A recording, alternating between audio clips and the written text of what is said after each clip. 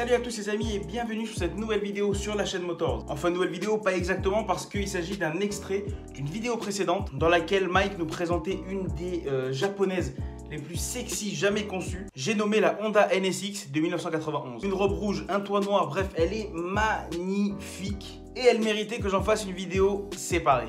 Avant de vous laisser regarder la vidéo, je vous précise simplement que le nouveau numéro de Motors est disponible, avec des posters hyper sympas. Et je vous invite à aller le récupérer si vous ne l'avez pas encore. Sur ce, je vous laisse regarder la vidéo. Bon visionnage. Les amis, on se retrouve avec Mike sur le run King of Essence sur le circuit Félix Guichard. Comment vas-tu, Mike? Très bien, et toi? Ça va impeccable. On est devant une voiture absolument magnifique. J'ai d'un rouge Ferrari éclatant. C'est une Honda NSX. Donc c'est un véhicule qui est extrêmement rare. Il y en a quoi, une 4-5 à la Réunion peut-être? 4 à la Réunion, ouais. 4 à la Réunion. On en a un exemplaire ici. Ce n'est pas la tienne? Non. Ce n'est pas la... Mais tu vas te charger de nous la présenter. Présentation. Voilà, exactement. La voiture, elle a commencé à être fabriquée en 90. Ouais. Celle-ci est de 91. D'accord. Alors Honda avait sorti la Honda NSX dans le simple but de concurrencer Ferrari et Porsche à l'époque. Ok.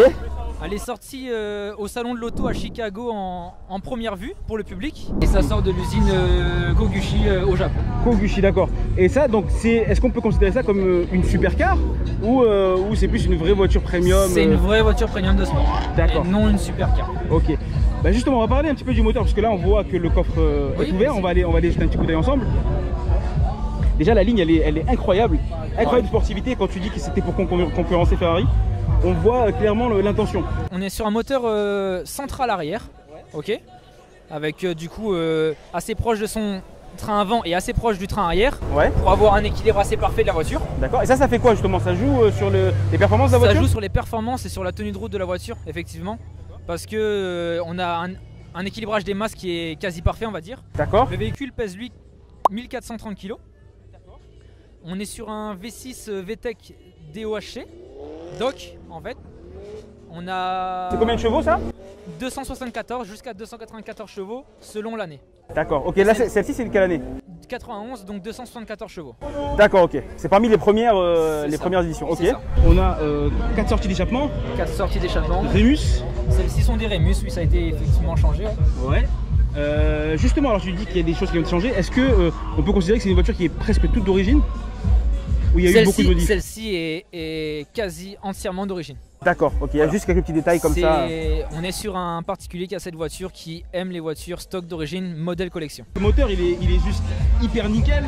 C'est une voiture qui maintenant a plus de 30 ans. 30 ans 30 ans, 91, 2021. Bientôt, 30 ans. Ouais. Et du coup, 135 000 km, 30 ans. Ouais. Disons qu'elle est dans un parfait état, quoi. C'est clair. On peut aller jeter un petit coup d'œil à l'intérieur ensemble? Alors pareil, l'intérieur entièrement d'origine. Voilà, alors je sais pas si tu l'as de ton côté, mais du coup tu as la plaque avec le numéro. Ah, c'est des voitures qui sont numérotées? C'est ça. C'est des NSX qui sont numérotées, comme la dernière version qui est sortie en 2017-2018. Ouais. Ils sont tous numérotés. À savoir que la caisse est entièrement en alu. D'accord. C'est pour ça que le poids total fait 1400 kg pour à peu près 5 mètres et quelques. On a un bel empattement de 2 mètres 70 presque. Ouais. On a donc un VTEC avec un déclenchement. On a des pièces là à l'intérieur en carbone, des covers carbone. C'est magnifique. On a les intérieurs baquets.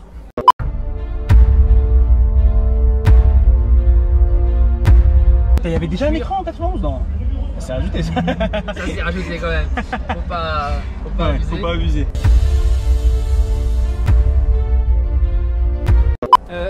On est sur du baquet électrique quand même d'origine. Ouais, ça c'est fou ça. Et vraiment baquet quoi, comme on peut le voir ici dans l'assise, en cuir. Donc aussi pareil, hein, l'état des cuirs. C'est assez fou hein, parce que la voiture est aussi nickel de l'extérieur que de l'intérieur. Alors il y a quelques petits détails d'usure, mais bon ça c'est normal avec le temps. Je pense que le propriétaire fera le nécessaire. Ouais. Mais l'état il est proche du neuf en fait, plus de 30 ans après. Avec les tapis d'origine, etc. Donc c'est magnifique. Donc tu dis les jantes, c'est pas des jantes d'origine? Non, les jantes ont été changées par des Advan. Ouais. Alors c'est pas de l'origine. On connaît la dimension ou pas? Oui, ça doit être monté en 18. Ouais, c'est ça. 255, 35, 18. D'accord, ok. Bon, on est sur un étrier à l'arrière qui fait aussi office de frein à main. Hein, c'est pas séparé. D'accord, ok. Et à l'avant, on est sur 2 étriers. Les étriers, c'est du 2 pistons. Ok. 2 pistons à l'arrière, simple piston à 2 pistons à l'avant, simple piston à l'arrière. Alors ça c'est quoi ici là? Ce sont juste les écopes d'air pour que l'air arrive directement dans la baie moteur. pour le refroidissement, étant donné que le moteur n'est pas à l'avant sur la voiture. Oui, exactement, le moteur il est là, on l'avait compris. Et donc là ça sert à aérer donc, le moteur directement en latéral.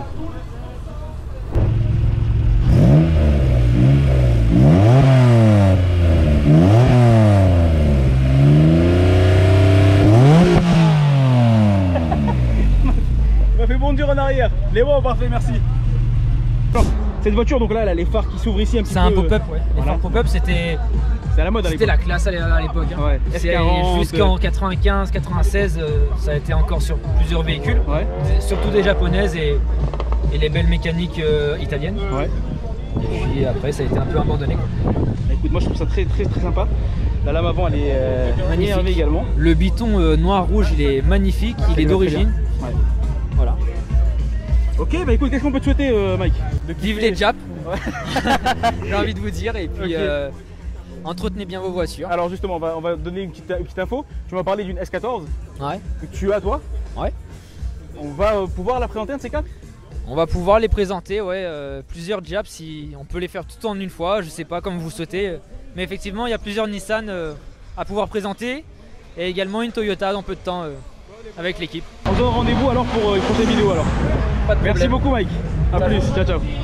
Et voilà les amis, c'est ainsi qu'il s'achève cette petite vidéo de présentation de la Honda NSX. Merci à Mike de nous l'avoir présenté dans ses moindres détails. Merci à son propriétaire de nous l'avoir mise à disposition. C'est quelque chose qui est quand même assez incroyable d'avoir ce genre de véhicule dans cet état à La Réunion. Si vous avez apprécié cette vidéo les amis, je vous invite à la liker, la partager et la commenter. Très important à vous abonner si ce n'est pas encore le cas. Si vous ne voulez plus rien rater de l'actu auto, moto, nationale, internationale et même régionale, je vous invite à nous suivre sur les réseaux sociaux Facebook et Instagram. Sur ce, je ne vous embête pas plus. Ciao.